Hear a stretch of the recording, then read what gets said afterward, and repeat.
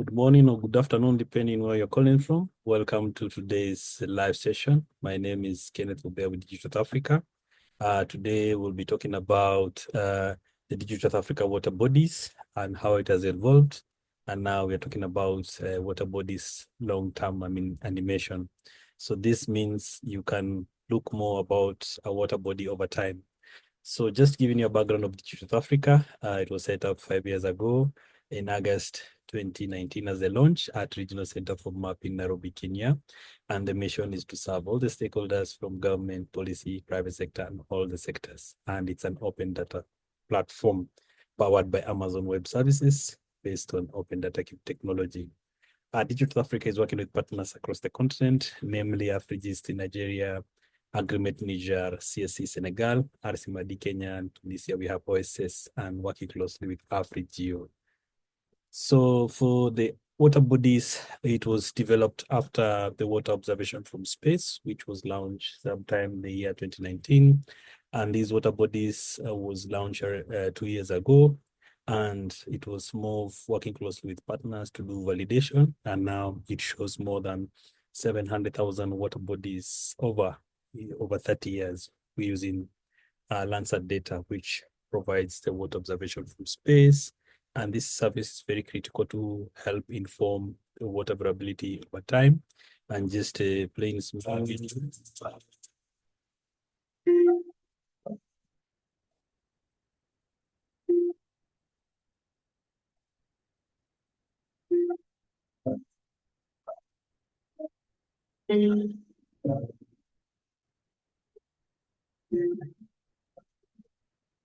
Hi, Ken. We lost you.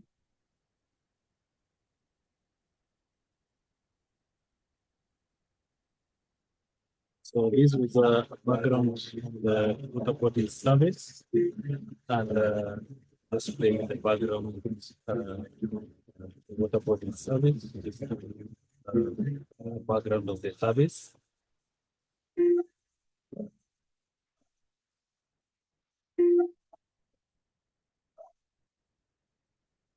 So this service powers over 30 years data, and you can access it on the Digital Africa map. And here you're able to navigate and access water bodies over 30 years of data, and you can zoom into some of the water bodies. For example, going to Lake Surunga in Tanzania, just around Dodoma area. This was one of the interesting use cases. Digital Africa has been able to work with Tanzania National Bureau of Statistics to showcase the situation. And when you click on it, we can be able to see the historical trends where we had floods and when it actually dried up. Going closer to Southern African countries, in Botswana, we have Lake Ngami, where we have the University of Botswana have been doing some interesting research.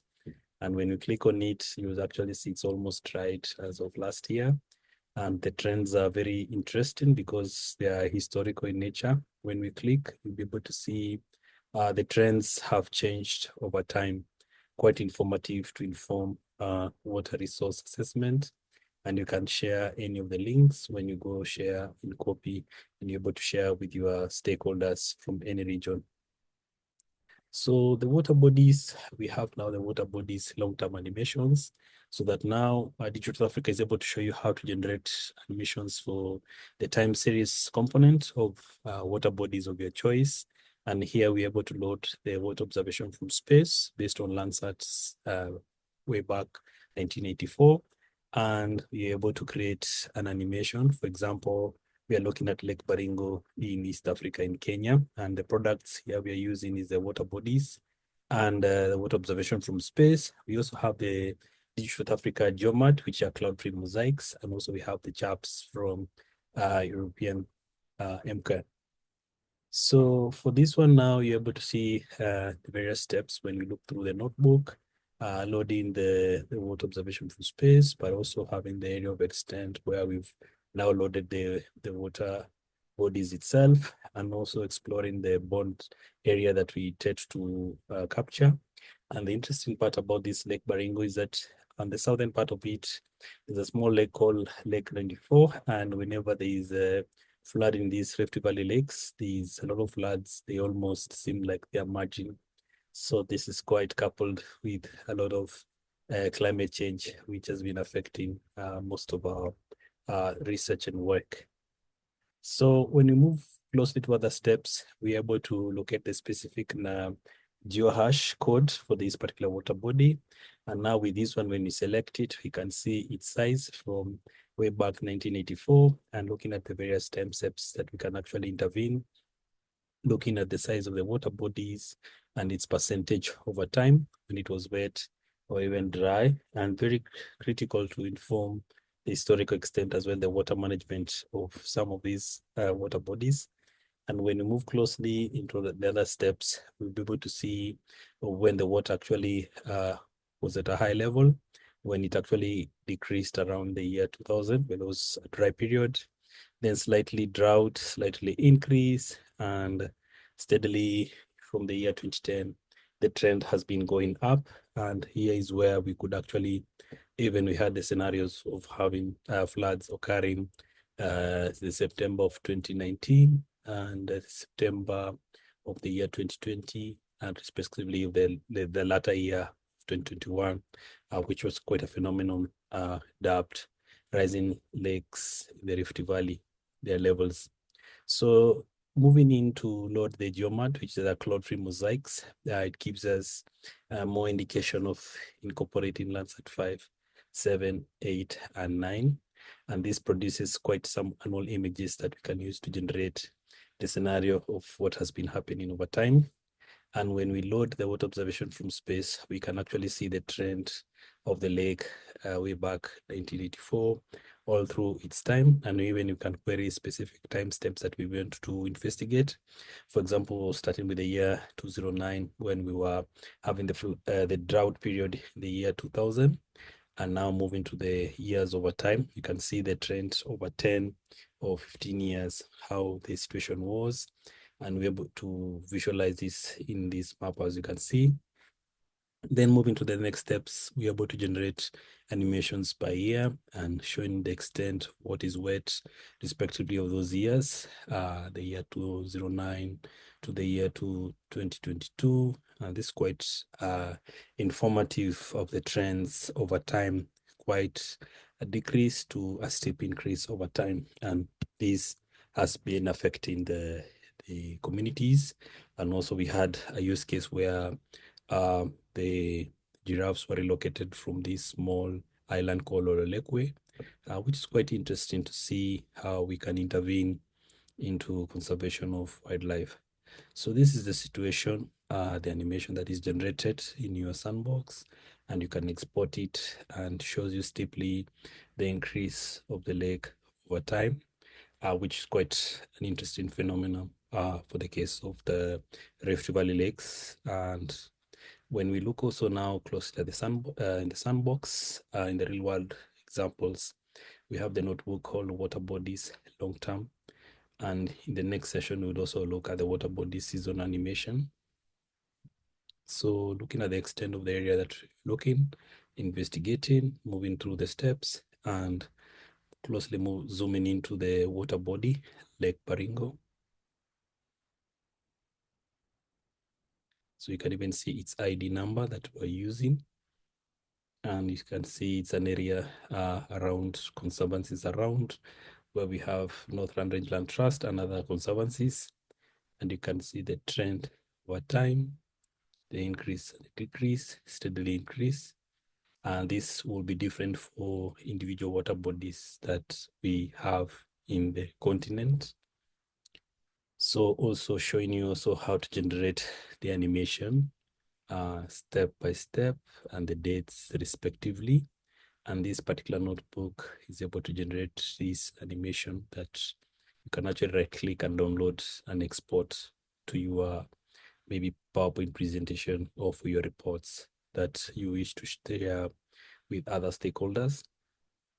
Also, we have the similar example for Lake Chad, which is bordered by 4 countries, Nigeria, Chad, and the situation in Niger as well, and the Chad. So within the 4 countries, we can see how the change has been over time, relatively dry over time, but over the years, there's been the trend that it's slightly regenerating back over time. So initially there was a decrease, but over time we've seen a slight increase towards the year 2021. But the situation has not been very good, and that's why there's been a lot of issues in the region because of food security. So this is the situation of the lecture just again, playing it very well here.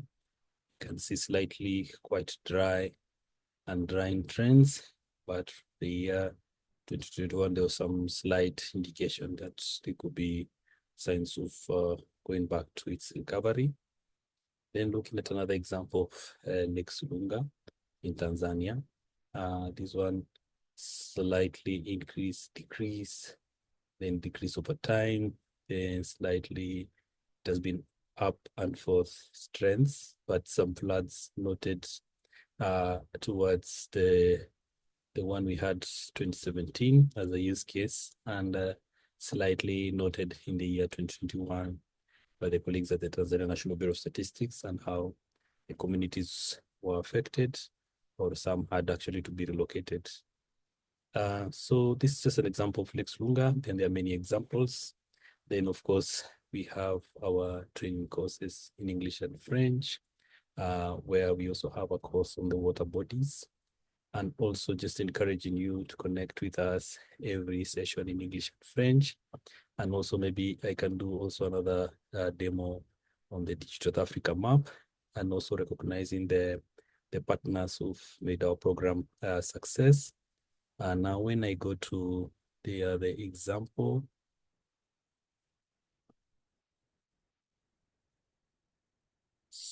so we also work closely with partners across the continent, and we've been working on the wetlands now, and we are planning also to do a validation of some of these water bodies. And also what is key is to have some of your examples that we could share and demonstrate to other partners to get their feedback, especially now that we work in a global world. So when you load your sandbox, you'll be able to see that we have a thematic area. We looked at this, and also the question which has been asked is a good one. So when I go to the thematic areas, I'll be able to answer the question slightly. So when I go to the section of the water, we started something on the floating debris notebook, where we worked with Jokotola from University of Lagos, Nigeria, and currently now a lecturer in New Zealand. And this was the notebook you'll see. Then we've been working also on the water quality, that we are developing a service for the water quality for the whole continent. So that will mean quite working closely with various partners to do validation. Then we have the wetland ability that we were looking at. So in the real world, I'll be able to show you some of the notebooks that I've mentioned. So the floating debris was an example that we were able to showcase for coast of Ghana, and also it relied on the global data sets from NASA, and we were able to show the areas and mask the marine areas. So, and we could have very interesting results based on the water observation from space, but now specifically introducing a different index for the floating debris index and NDVI. So we are looking at those opportunities as we move on, and just pause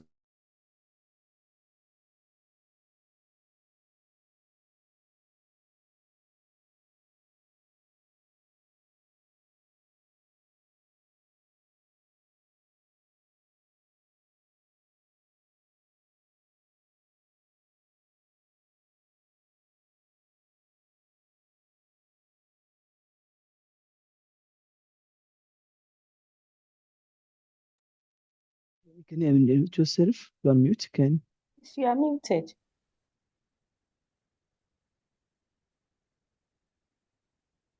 Ken, can you hear me? I can hear you, but he's muted. Yes, unfortunately, you can't hear us, I think.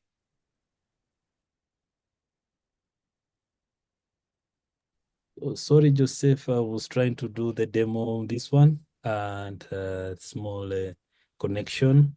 So we also have the floating debris, we have the wetland ability. So I wanted just to showcase them. And this one, we had a use case for Lake Chevero where we were working with Mungeni in Zimbabwe, and we're able just to raise some interest in use case on the same. Then also we had a wetland insert tool that we had developed, and it was showing very interesting scenarios. Just trying to answer the water quality part, which is something that we will be looking at this year. And also Joseph had an experience with Tunisia where they were looking at some different water bodies in Tunis. I think one of them was Lake one which was near Tunis somewhere. So there are many examples that we could look at together with you, just as an example. So like these two lakes, just from space, what we can do is that even looking at the services that we have is to, you could look at the geomedians, and also you could look at just seeing how they have changed over time. And it can be very good just to compare. And there's an index which we normally like using in the Sentinel tool, the normalized difference right index, which gives you an idea of the situation from space. Then you can do a comparison and you can change some of the years to get a feel of what has been happening. And it's also good just to give you some areas where you might want to add some efforts to see what is happening. And also that also works very well, especially with the Landsat GeoMAD, because now you see that one goes several years. So looking at the Landsat 8, it will give you a true index. Then also you can look at the false color composite, which can give you just an idea of how things have been. Then now you can change different dates just to get visually what is happening, and also just an indication of some areas that you might like to go and investigate. So there are many opportunities, and just maybe for the example of Ghana, there was the name which I cannot pronounce in Twi, so I have to be forgiven, Lake Bosom Twi. It was an interesting situation where one of our colleagues went to school at NUST, was able to share one of the notebooks that we were showing for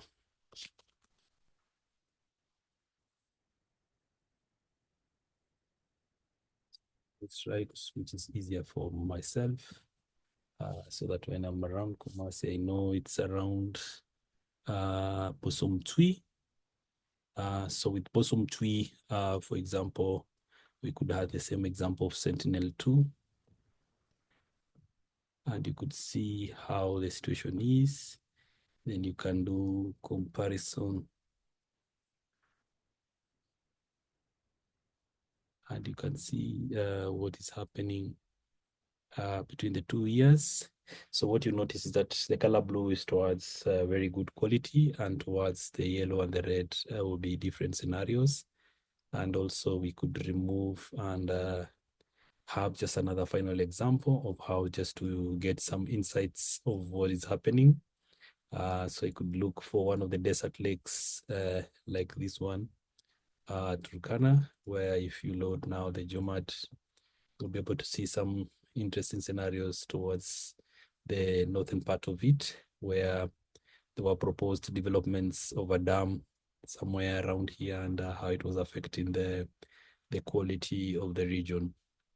So just looking at those examples, and there are many possibilities. You see different scenarios, etc., etc. So this platform is really empowering us to do some great stuff, and just go into the summary slide of how far we've gone, and also that we're able to connect with you every week on Wednesdays. So this session will be the same next week in French, and the other week we'll look at the Waterbodies, the seasonal variation. And also thanking you for the support so far in making sure these live sessions happen and we share the recording. And also thank you so much for your participation.